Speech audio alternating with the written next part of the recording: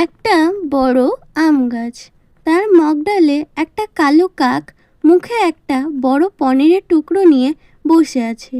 কাকটা খুব খুশি। বনে এক লোভী শিয়াল নিচ থেকে যাচ্ছিল। কাকের মুখে পনিরটা দেখে তার জিভে জল এলো।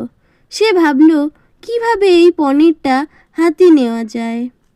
শিয়াল গাছের নিচে গিয়ে দাঁড়িয়ে কাকের দিকে তাকিয়ে হাসলো। কাক ভাই, তোমাকে আজ কি সুন্দর দেখতে লাগছে। তোমার গায়ের রং তো একদম হীরের মতন কালো, আর তোমার গানের গলা, ওফ, সবাই বলে তোমার গান শুনলে নাকি দেবদেবতা নেমে আসে।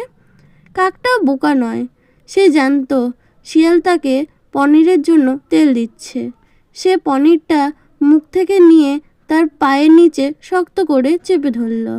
শিয়াল মামা, আমি জানি তুমি আমার কাছে গান শুনতে আসোনি, তুমি এসছো এই পনিরটার জন্য।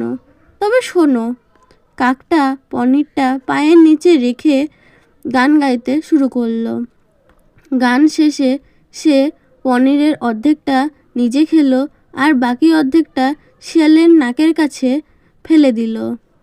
সবাইকে দিয়ে খেতে হয় মামা, কিন্তু নিজের খাবার অন্যের কথায় হারিয়ে ফেলাটা বোকামি। শিয়াল লজ্জায় মাথা নিচু করে পনিরের টুকরোটা নিয়ে লেজ গুটিয়ে চলে গেল। বন্ধুরা, এই গল্প থেকে আমরা একটা জিনিস বুঝতে পারলাম যে কখনো কারোর মিষ্টি কথায় ভুলতে নেই। আমাদের ভিডিওটি যদি আপনাদের ভালো লাগে তাহলে ভিডিওটিকে একটি লাইক অবশ্যই করবেন, এবং এরকম আরও ভিডিও পেতে আমাদের চ্যানেলটিকে সাবস্ক্রাইব করুন। ধন্যবাদ। দেখা হচ্ছে আবার পরবর্তী ভিডিও নিয়ে। টাটা।